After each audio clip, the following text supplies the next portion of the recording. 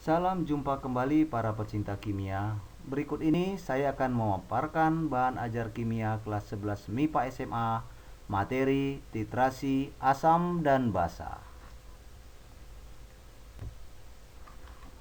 Titrasi merupakan salah satu metode kimia analisis kuantitatif yang dapat digunakan untuk menentukan konsentrasi suatu larutan dengan cara mereaksikan sejumlah volume larutan tersebut terhadap sejumlah volume larutan lain yang konsentrasinya sudah diketahui.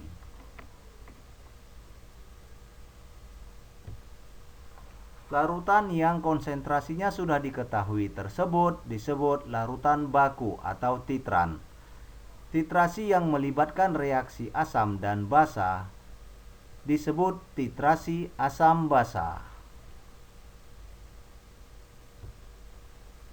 Ada dua jenis titrasi asam basa, yaitu acidimeter, penentuan konsentrasi larutan basa dengan menggunakan larutan baku asam, dan alkalimetri atau penentuan konsentrasi larutan asam dengan menggunakan bahan baku basa.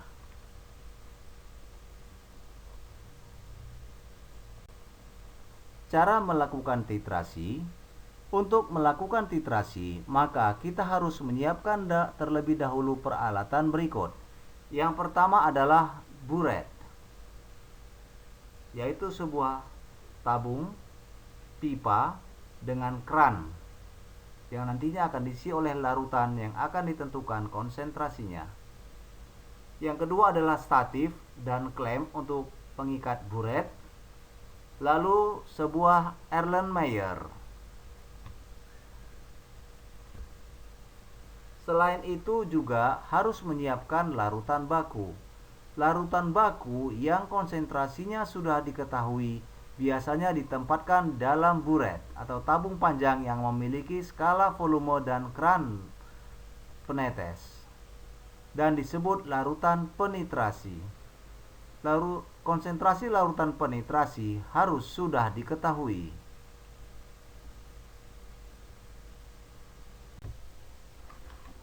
Titrasi merupakan salah satu metode kimia analisis kuantitatif yang dapat digunakan untuk menentukan konsentrasi suatu larutan dengan cara mereaksikan sejumlah volume larutan tersebut terhadap sejumlah volume larutan lain yang konsentrasinya sudah diketahui.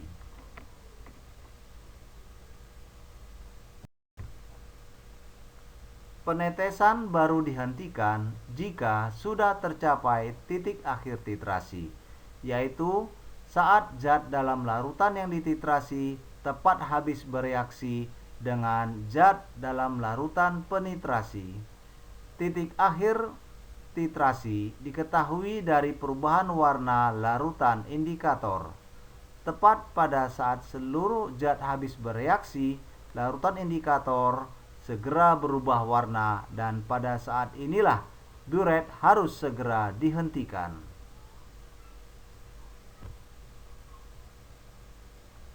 Perhatikan gambar berikut. Itu adalah buret yang kerannya diputar dengan tangan, menetes, warna masih putih, terus terjadi mulai perubahan warna hingga akhirnya terjadi perubahan warna total, yaitu warna bisa berubah menjadi pink. Kalau sudah begini, maka keran harus ditutup.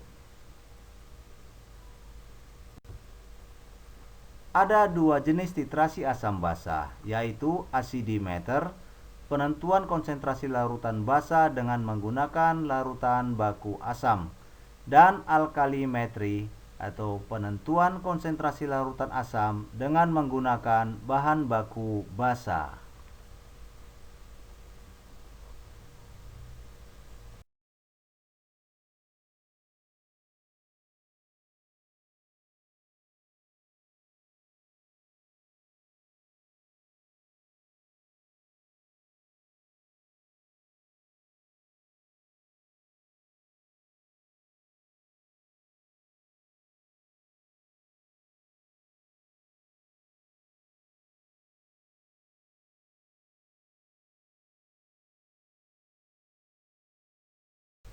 Contoh soal. Seorang siswa melakukan percobaan titrasi asam basa untuk menentukan konsentrasi larutan asam asetat atau cuka CH3COOH. Larutan baku yang digunakan adalah NaOH 0,1 molar. Larutan CH3COOH yang dituangkan ke dalam labu titrasi sebanyak 25 ml. Adapun indikator asam basanya adalah phenolphthalein. Warna larutan CH3COOH berubah warna dari bening menjadi merah muda tepat ketika volume NaOH yang dikucurkan adalah 20 ml. Tentukan konsentrasi larutan CH3COOH tersebut. Untuk menjawab ini, mari kita lakukan langkah berikut. Penyelesaian. Pertama, kita buat dulu persamaan reaksi CH3COOH dan NaOH. CH3COOH tambah NaOH menjadi CH3CONA ditambah H2O. Lalu volume NaOH kali MnOH sama dengan VCH3COH dikali MCH3COH. Jadi dengan catatan di sini adalah bahwa valensi NaOH sama dengan 1 dan valensi CH3COH sama dengan 1, jadi angka satunya tidak ditulis.